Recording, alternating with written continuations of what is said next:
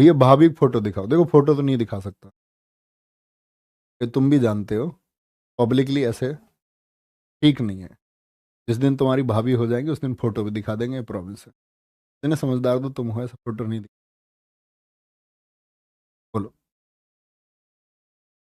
और चलो उनके घर कोई बता दे जा करके, दे देख लो तुम्हारे क्लास में फोटो चल रहा है। उनके घर बता दे कोई। चलो, अब आप लोग क्वेश्चन पूछ सकते हैं, जो भी कोई क्वेश्चन है। देखो मेरी स्टोरी सुनो, मेरी स्टोरी कितनी सी। हमारा गांव है सिकंदराबाद, जिला बुलंदशहर। यहाँ जहाँ स्टूडियो है यहाँ से 18 किलोमीटर दूर है हमारा गांव। और 18 होगा पक्का, 18 से 19 किलोमीटर है। ठीक है, 18 ही पड़ता है, मतलब दो रास्ते हैं, एक से 18 है। हमारे पिताजी किसान हैं, मम्मी हाउसवाइफ है। और 5 भाई बहन हैं हम। 5 भाई बहन में सबसे बड़ी हमारी दीदी है, फिर हमारे भाई हैं बड़े, फिर मैं हूँ, और फिर मुझसे छोटी 2 बहनें हैं। बड़ी बहन जी हमारी टीचर हैं, गवर्नमेंट टीचर। और मुझसे बड़े भाई जो मेरे हैं वो दिल्ली पुलिस में हैं। फिर मैं हूँ, मुझसे छोटी बहन एक टीचर है। और एक बहन हमारी ऐसी है जिसका पढ़ने में मन नहीं था थोड़ा, तो वो हैंडीक्राफ्ट वगैरह में उसका मन था। उसने बोला भैया, उसने मतलब पापा से ही बोला कि मेरा पढ़ाई में ज़्यादा मन है नहीं, तो वो अपना हैंडीक्राफ्ट वगैरह। ठीक है, तो ये है। ये तो हुआ हमारा, मतलब हम लोग कर क्या रहे हैं। हमारे घर में 2 लोगों की शादी हुई है, बड़ी बहन जी की, हमारी बड़े भैया की। और मुझसे छोटी बहन जो है उसकी शादी हो चुकी है। और अब जो और उससे भी छोटी है फिर उसकी शादी होगी। तो ये मैंने ही तय किया है कि ये मेरी नैतिक जिम्मेदारी है कि पहले, क्योंकि हमारे पास पहले साधन नहीं थे बहुत। जब हमारे पिताजी किसान रहे तो हमारे चाचा, हमारे पिताजी और हमारे बाबा जी, 3 हिस्से थे हमारी ज़मीन के। और 3 हिस्सों में से तीसरा हिस्सा आप समझ सकते हैं ज़मीन का। और उसमें 5 बच्चों को पढ़ाना, ये अपने आप में एक टास्क है। अब आप बोलेंगे जी अंकल जी ने 5 क्यों करे थे, तो पहले लोग कर लेते थे। स्थिति ऐसी आई कि 5 लोगों को जब बहुत अच्छा पढ़ाना हो, या तो ये कि बहुत बेसिक्स पढ़ाई हो सबकी। जैसे हमारे भैया की तो लगभग बेसिक्स पढ़ाई हुई है, लेकिन हमारी बहन जी की बीएड वगैरह उन्होंने की सब कुछ। और मेरी इंजीनियरिंग हुई तो उसमें भी मैंने एजुकेशन लोन हमारा लिया गया। एजुकेशन लोन भी बाद में मतलब पटाया गया, वो किसान क्रेडिट कार्ड निकलवा करके। कहने का मतलब है कि बहुत सारे लोन्स थे। और फिर दीदी की शादी हुई तो एकदम से पैसे इतने सारे कहीं से हमारे पास आए भी नहीं कि कोई ऐसा सोर्स हो कि इनकम का कोई सोर्स हो, क्योंकि सब कुछ खत्म ही था। फिर एक कर्जा वो भी था। और फिर भैया की जॉब लगी हमारे भाई दिल्ली पुलिस में 2012 में। उनके भी सारे पैसे, मतलब उन्होंने कभी, कोई इतने साधारण व्यक्ति आप देखते होंगे, अंकित भैया के साथ में अक्सर दिखते हैं वीडियो में, चेतन शर्मा नाम है। तो कहने का मतलब ये है कि बहुत सारे सोर्सेज नहीं थे, उनके भी पैसे घर में ही खर्च हुए सारे। वो इतने साधारण हैं कि उन्होंने मतलब कभी कोई पैसा, शायद मुझे नहीं लगता अपने पर्सनल, किसी लोग बोलते हैं ना अपने पर्सनल खर्चे पे कोई खर्च कर लेता है, तो उनका शायद कोई ऐसा खर्चा है ही नहीं। तो उन सब कुछ कर दिया। और हम सब की एजुकेशन के पीछे हमारी जिम्मेदार थी बड़ी बहन जी। और इसको मैं इसलिए कहता हूँ कि शिक्षा बहुत ज़रूरी है। अगर वो शायद नहीं पढ़ पाती, वो शायद बहुत अपने लिए मेहनत नहीं करती, तो हमको नहीं पढ़ा पाती। तो वो गांव में 80 से 100 बच्चे, मतलब दिन छिपे, हमारे घर मतलब लाइट भी नहीं थी। और वो दिन छिपे तक ऐसे हम, मतलब कॉपी चेक करवाने में हम भी रहते थे, जोड़ घटाने करवाने में छोटे बच्चों को, तो मतलब बहुत जोड़ दो देख के कॉपी देखनी पड़ती थी। और तब वो पैसे आते थे। और शायद जितना मुझे याद है अपनी याद में, कि हमने जो नए कपड़े पहनने शुरू किए, जैसे एक बेसिक मेमोरी होती है ना, कि जैसे मुझे बचपन तक की अपनी सारी चीज़ें याद है वैसे। लेकिन एक बार ये होता कि कभी बुआ कपड़े ले आई, कभी कोई ले आया। पहली बार खरीद के अपनी चॉइस से हमारी बहन जी ने हमें कपड़े दिलाए। वे कुछ खरीदना है तो वो इतना हमारे लिए करती थी, अपने लिए उन्होंने कुछ नहीं किया। और आज भी मतलब उनकी शादी हमारे घर से कुल 7 किलोमीटर दूर ही हुई है। और भाई साहब हमारे, मतलब हमारे यहाँ भाई साहब बोलते हैं जीजा जी को, बड़े अच्छे आदमी हैं, बहुत सज्जन है, हमारे बड़े भाई की तरह हैं। और बहुत ज़बरदस्त आदमी, इम्प्रेसिव। दूसरी बहन के हमारी हस्बैंड है, वो भी बहुत अच्छे हैं। वो इंडियन आर्मी में है आपका, पोस्टेड चल रहे हैं वो वहाँ का, कश्मीर। तो ये तो घरेलू एक स्ट्रक्चर हुआ। तो इसमें हम पले बढ़े। पले बढ़े तो दबाव होता है एक, कि भाई तुम्हारे ऊपर घर की जिम्मेदारी है, कर्ज जैसे हालात है। और 2 भाइयों में से एक भाई जब सफल हो जाए तो उम्मीद की जाती है कि दूसरा भी हो जाए, जिसकी एजुकेशन एक अच्छी हो। जिसने इंजीनियरिंग कम से कम कर रखी हो तो वो सफल हो। तो हमारा क्या हुआ कि जब जैसी ट्वेल्थ के बाद एक शौक था, बहुत गर्व बोला मैंने कि मैं इसमें कॉमन ग्रेजुएशन करूंगा। कुछ पैसे का कारण भी था कि भाई पैसे हमारे पास इतने हैं नहीं कि हम इंजीनियरिंग करें एजुकेशन लोन पर। डर लगता था इन चीज़ों से। और अपनी अगर बात करूं, बहुत ज़्यादा समझ भी नहीं थी। लेकिन मैं अपनी उम्र में जो मैंने देखा, मैं अपनी उम्र से ज़्यादा समझदार ही हमेशा रहा। कभी कोई ऐसा फॉल्ट नहीं था, कभी हमने कभी कोई गलती नहीं की। एक गलती जिसको मैं आपके सामने पहले ही पेश कर चुका हूँ, वो गलती भी नहीं थी। वो तो बस एक छोटे बचपन 8वीं क्लास में ऐसे ही हमने कोई चिट्ठी दे दी। उसको तुम इग्नोर कर सकते हो, मतलब अगर गलती मानना है तो गलती मान सकते हो। फिर ऐसा हुआ कि ये जिम्मेदारी आ गई, तो अपना ख्वाब था कि भाई यूपीएससी देंगे। और बड़ा मुझे रिसर्च का बड़ा शौक था। मैं 6ठी क्लास से 12वीं तक स्कूलिंग, मेरी 12वीं क्लास तक मैं अग्रसेन इंटर कॉलेज में पढ़ा हूँ। और अग्रसेन इंटर कॉलेज मतलब हम साइकिल से आते थे। 6ठी क्लास तक मुझे साइकिल चलानी आई नहीं, 7वीं से मैंने सीखी, तो भैया मुझे लेके गए, एक ही स्कूल में हम थे। फिर 6 साल में स्कूल साइकिल से। पढ़ने का जुनून इतना था कि हमारे प्रिंसिपल थे समय सिंह, मतलब आप कह सकते हैं, मतलब एक डिप्टी प्रिंसिपल थे वो। प्रिंसिपल तो हमारे वीरखेड़ा गांव के थे। और बाद में हमारा प्रिंसिपल बने आपका, उनका क्या नाम था, बीगेपुर के प्रिंसिपल थे सतपाल सिंह अधाना जी। तो स्कूल जाते रहे, पढ़ाई का इतना शौक था, कार्बनिक रसायन 11वीं क्लास में ठंड के टाइम पर। और मैं कोहरे में अपने साइकिल के स्टीयरिंग पर कार्बनिक रसायन पढ़ते हुए जा रहा था, तो हमारे मास्टर जी साइड में आ गए, समय सिंह जी। उन्होंने प्रेयर ग्राउंड पर मुझे सबके सामने बुलाया। बोले कि ये लड़का किस दिन सड़क पर मर जाएगा। मैंने इसको 3-4 दिन देखा है साइकिल पढ़ते हुए जाता। और फिर मतलब इतना जीएस वीएस का इतना पढ़ने का शौक था। 6ठी से 12वीं तक जितने भी कंपटीशन हुए, चाहे वो भारत को जानो हो, चाहे रोटेट क्लब हो, छोटे छोटे जीएस के कंपटीशन। और भारत को जानो के बारे में अगर आप में से बच्चे जानते होंगे, तो स्कूल लेवल से बच्चे सेलेक्ट होकर के फिर सीबीएसई बोर्ड, यूपी बोर्ड, वो कंबाइंड था, फिर जिले से बच्चे चुने जाते थे। जिले के बाद में फिर मंडल पर, और मंडल के बाद में फिर राजस्थान सेंट्रल एग्जाम होता। तो मैं क्वालिफाइड हूँ, ठीक है, उसमें प्रथम स्थान में रहा। और बहुत वो माइक पे होती थी, ऐसे लिखित परीक्षा नहीं होती थी, माइक पे आपको क्विज में आंसर देना होता था सामने लाइव तुरंत। ऐसे ही चलते रहे, मतलब जीएस का बड़ा अच्छा था। तो बड़ा रिसर्च का शौक था। साइकिल पे गए तो रेल पे अगर देखा टीयर 2 क्यों लिखा हुआ है, हर चीज़ का बड़ा शौक था। कॉलेज में 4 साल में हमने पढ़ा सिर्फ और सिर्फ लाइब्रेरी में कंप्यूटर पे, गूगल पे जाके चीज़ें ढूंढना, ये क्यों होता है। दिमाग में दुनिया में कहीं खंबे पे कुछ लिखा दिखा, दीवार पे कुछ लिखा दिखा, हर चीज़ के बारे में रिसर्च की, ये ऐसा क्यों नहीं होता है। बड़ा मतलब एक व्यक्ति होता है ना जिज्ञासु, तो मुझे लगता है मैं हद से ज़्यादा जिज्ञासु हूँ किसी चीज़। इतनी भी टिपिकल चीज़ होगी मेरे सामने आएगी तो पहले मैं उसको जानूंगा। मेरे पास डायरी रहती है, मैं नोट कर लेता हूँ, मुझे इस चीज़ के बारे में जानना।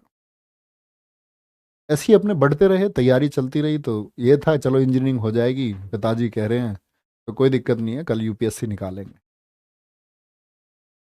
और फर्स्ट ईयर में शायद इसी चक्कर मेरी बैक भी थी। अगले सेमेस्टर में मेरी एक में, क्योंकि इंजीनियरिंग पर जब हमने ध्यान नहीं दिया तो एक में बैक आई, अगले सेमेस्टर में वो क्लियर भी हुई। तो ये सारी चीज़ें चलती रही।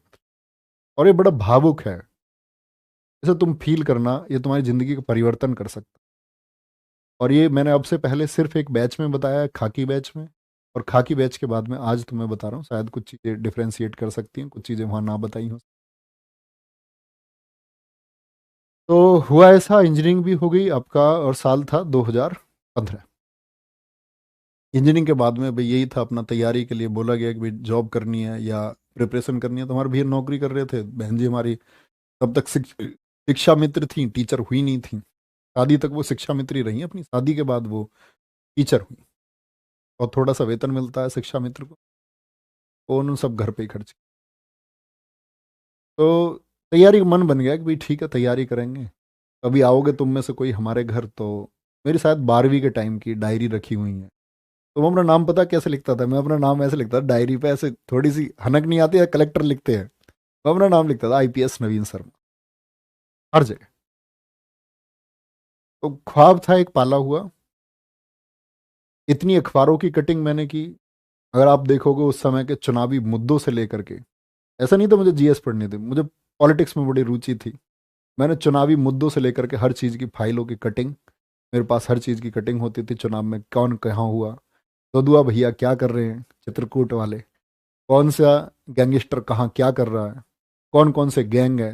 वीडियोस देखी हमने खूब यूट्यूब अपने कॉलेज के टाइम पे, सब रिसर्च की किसका गैंग कहाँ तक है, किसके गैंग में कौन है। और अपना पढ़ाई करते थे बहुत बढ़िया। इंजीनियरिंग में अपने पास किताबें जीएस की रही, पढ़ते रहे पढ़ते रहे, गाइडेंस लोगों से रहते रहे। दिल्ली चले गए फाइनली 2015 में, फिर तैयारी करेंगे। और मैं, हमारे चाचा जी, हमारे परिवार में लोकेश, हमारे गांव से ही अरुण भाटी दोस्त है मेरे, तो हम 3-4 लोग गए तैयारी करने। एक हमारे गांव के भांजे थे तो वो गए। अब होता क्या है कि हम लोग गए वहां पर आपका अगस्त में, लगभग जुलाई के एंड अगस्त के शुरुआत में। तो हम रह रहे थे, अपना पढ़ाई हमने शुरू कर दी। कोचिंग सेंटर कोई ज्वाइन किया नहीं कि पहले किताबें पढ़ेंगे और उसके बाद में देखेंगे। और जिन कोचिंग सेंटर्स में हकीकत यह है कि शायद मैं तुम्हें पहली बार बता रहा हूँ कि दरअसल में घर में अगर ये कह के जाता कि मैं यूपीएससी की तैयारी करने जा रहे हैं, कुछ और पढ़ेंगे, हम नोबेल पढ़ेंगे, वहाँ पर हम उपन्यास पढ़ेंगे, तो उसके लिए कोई तैयार भी नहीं होता। तो जहाँ हमने एडमिशन लिया हमने क्लास नहीं की। हम गए, हमने किताबें ढूंढी बाजार में, और किताबें कभी एक पेज चलते चलते पढ़ लिया किसी का, और अपने बैग में किताब रखी एक। नोवेल बहुत पढ़े, कहानियां बहुत पढ़ी, बहुत सारी पुस्तकें पढ़ी। दिन आया अगस्त के बाद में नवंबर का। नवंबर आया तो मतलब उस टाइम ये था कि भाई सीपीओ देना है तुमको। और सीपीओ मेरा 2016 क्वालिफाइड भी हुआ, 2015 एनटीपीसी मेरा क्वालिफाइड भी हुआ। और ऐसे बिगड़ तैयारी के दिए, कुछ ज़्यादा तैयारी से नहीं दिए, क्योंकि मैथ वैथ ठीक था अपने। रीजनिंग में कुछ करना होता ही नहीं है एसएससी की में। वो बस कॉमन सी की 10-15 दिन में सीख साख के बढ़िया प्रैक्टिस करके। और उस समय मतलब बड़ी आसान सी रीजनिंग आती थी। जीएस का भी एक अच्छा लेवल होता था, हालांकि एसएससी का हमें। बात आती है नवंबर 2015 की, हमारे पिताजी का एक्सीडेंट हो गया। और उनका एक्सीडेंट हुआ तो ये मतलब एक टर्न था जिंदगी। एक्सीडेंट होने के बाद में गांव में आना पड़ा। हमारे पिताजी के 17 फ्रैक्चर थे, हॉस्पिटल में रहे, मैं हॉस्पिटल में ही रहा लगातार। और वो गेहूं बोने का समय था। पिताजी हमारे किसान है, सारी जिम्मेदारी उनकी थी। चाचा के हिस्से की खेत भी वो करते थे। और आज हमारे पिताजी की उम्र लगभग अगर बात करें तो 68-69 साल है।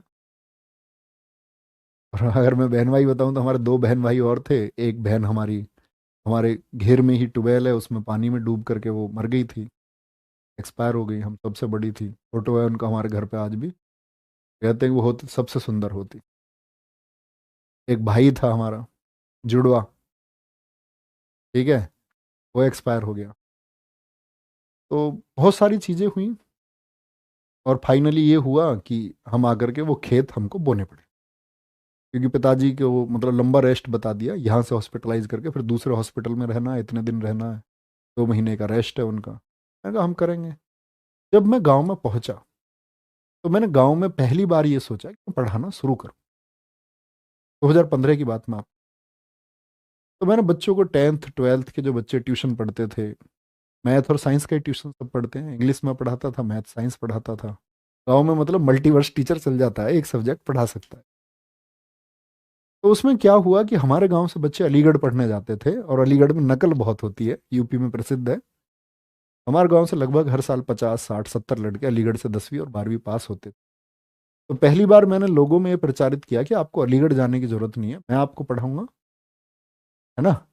और आप यहीं कहीं से लोकल स्कूल से फॉर्म भरो, कहीं अलीगढ़ जो 10 12 15 हज़ार रुपए आप देते हो देने की जरूरत नहीं है।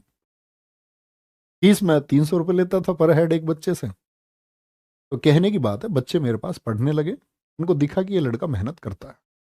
सबने भेजा गांव में, क्योंकि हमारी बहन जी पहले पढ़ाती थी, तो आप समझ सकते हो पृष्ठभूमि थी, पृष्ठभूमि थी कि ये लोग पढ़ाते हैं।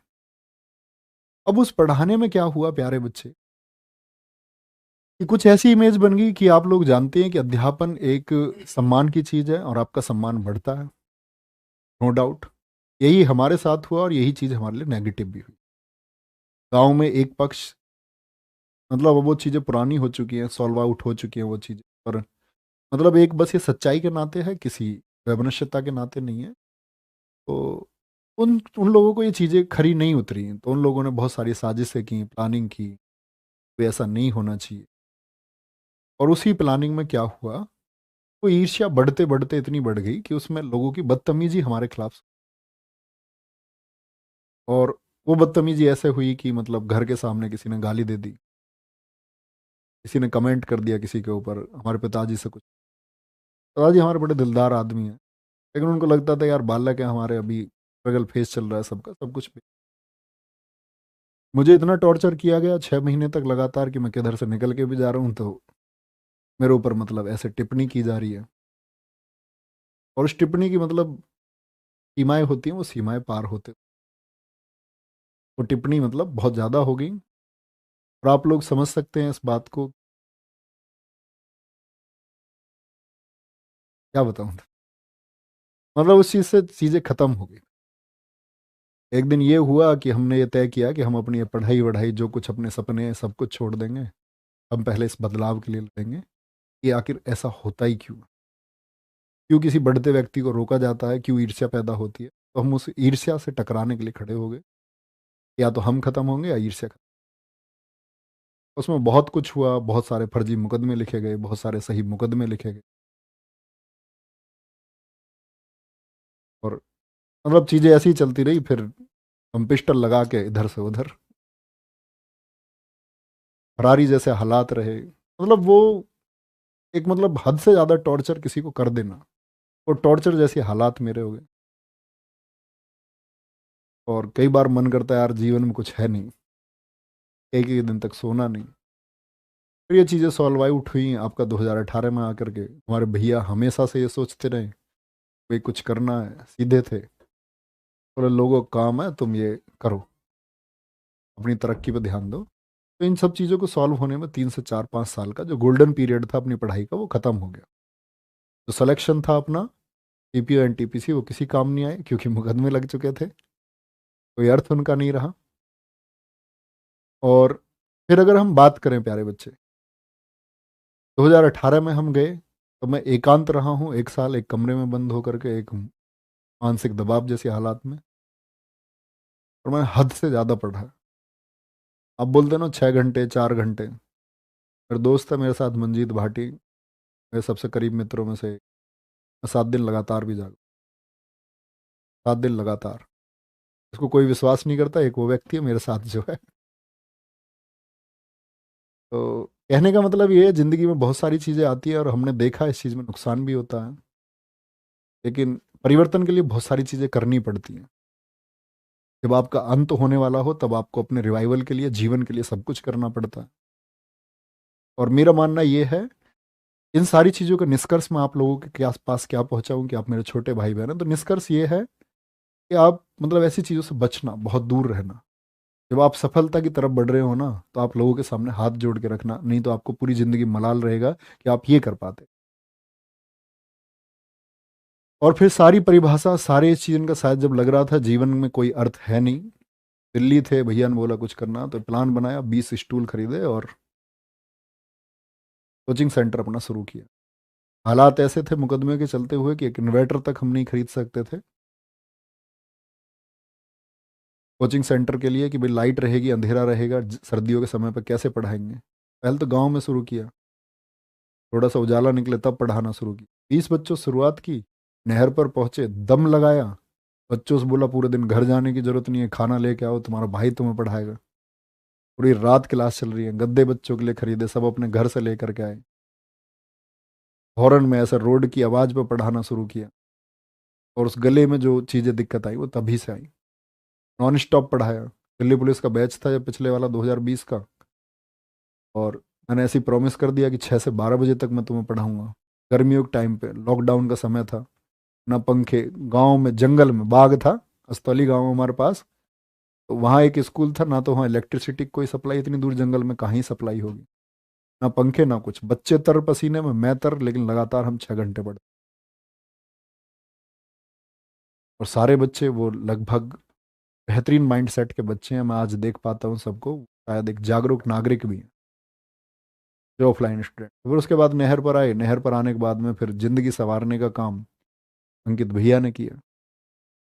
उन्होंने बोला कि हमारे यहाँ से एक हिस्ट्री के टीचर चले गए थे, बोले कि नवीन अगर ये कर पाए। तो उस समय ये था कि मैं 6 आपका पढ़ा रहा था, 6 घंटे तो मेरे भैया ने हमारे ने कहा बड़े ने कि वहाँ से ऐसे पढ़ाना है। मैंने कहा नहीं, मैंने तो यहाँ प्रॉमिस किया हुआ है बच्चों से। बोले शाम को पढ़ाऊंगा। पढ़ाएंगे। पढ़ाते पढ़ाते यही सब अभी तक चल रहा है, आपके सामने है जो कुछ भी है। मेहनत कर रहे हैं, साथ मिलके चल रहे हैं। और जीवन में बस एक यही ख्वाब है कि जो कुछ छूटा तो ज़्यादा बहुत कुछ मिला है। तो हम लोग ये मानते हैं कि अगर हम गुंजाइश रखते हैं हमेशा सुधार की तो हम आगे पहुंचते हैं। जीवन में आप क्या सीखते हो वो महत्व रखता है हमेशा। आज शायद हम कहीं डिस्ट्रिक्ट मजिस्ट्रेट भी हो जाते तो शायद इतने लोग हमें नहीं जान पाते। कहीं हम शायद आईपीएस भी होते तो लोग हमें नहीं जान पाते। हम कहीं इंस्पेक्टर होते तो नहीं जान पाते, सब इंस्पेक्टर होते नहीं जान पाते। हम कहीं रेलवे में काम कर रहे होते लोग इतने हमको नहीं जान पाते। और सबसे बड़ी बात है सर्विस, सेवा हम इतने लोगों को दे नहीं पाते। एक डिस्ट्रिक्ट मजिस्ट्रेट चंद लोगों को सेवा दे पाता है अपने पूरे जीवन काल में। एक आईपीएस चंद लोगों के लिए सही काम कर पाता है। एक सब इंस्पेक्टर ना के बराबर लोगों के लिए सही काम कर पाता है अपनी ज़िंदगी में, राजनीतिक दबाव के चलते हुए। लेकिन मुझको लगता है कि हम लोग जो काम कर रहे हैं पर कोई ना तो कभी दबाव बना सकता और हम हज़ारों घरों की ज़िंदगी संवार सकते।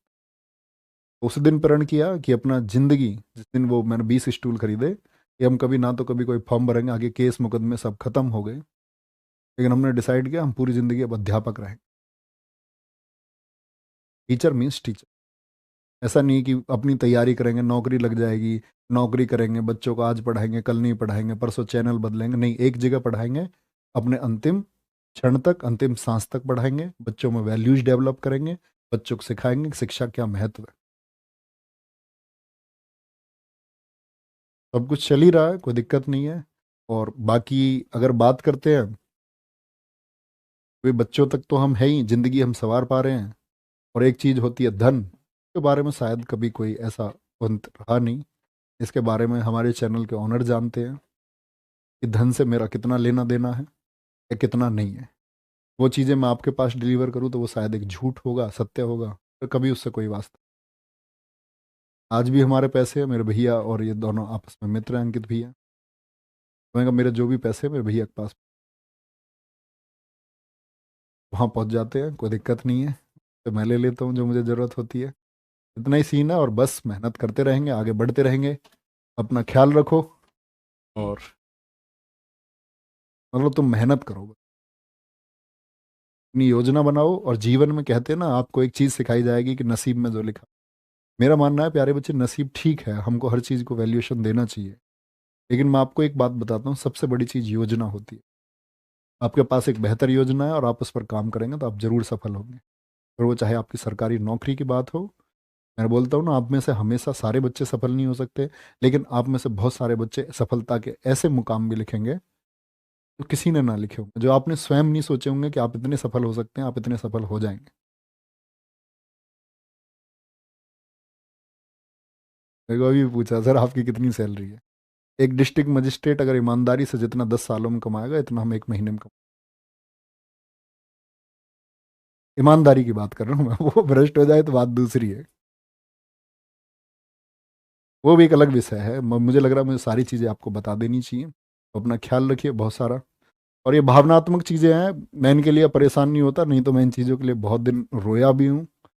बहुत मतलब मानसिक वेदना होती है ना, वो उत्पन्न भी हुई है। लेकिन अब ये चीज़ें, थोड़ी सी नमी आती है आंखों में, लेकिन अब लगता है सब सही है। ये जीवन का एक अध्याय है, मुझे लगता है मेरे अनुभव का सबसे बड़ा कारण यही है कि मैं हर वर्ग में जिया हूँ। हर वर्ग से मतलब शिक्षित वर्ग से लेकर के इसी दौर में मैं बहुत सारे अफसरों से, बहुत सारे राजनीतिकों से, अपने मामले में, अपने बचाव में, लोगों के बचाव में बहुत सारे लोगों से मिला। बहुत जीवन में भागदौड़ रही 4-5। तो ये शायद मुझे लगता है तभी का अनुभव है और ये हमेशा काम आता है। हर एक फील्ड में हर जगह काम आता है और ये मेरे काम आज भी आता है। बस आप लोग अपना ख्याल रखिए।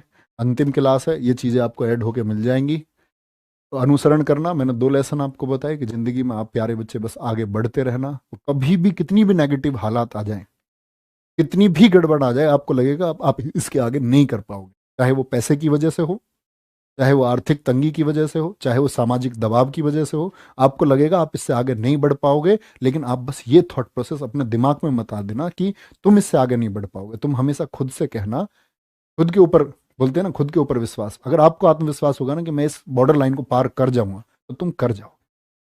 अपना ख्याल रखें बहुत सारा। बाय बाय, टेक केयर, जय हिंद, जय भारत, जय मां सरस्वती। मिलेंगे प्यारे बच्चे आपका 26 तारीख को मिलान सीरीज में, और उसके बाद में फिर ऐसे ही आपका प्यारे बच्चे सागर में, सागर में, और आगे आप जब तैयारी करते रहेंगे तो आगे किसी बैच में, और जब आप सफल हो जाएंगे तो आपकी सफलता के बाद में गले मिलने के लिए तैयार आपका भाई नवीन। ठीक है, टेक केयर, जय हिंद।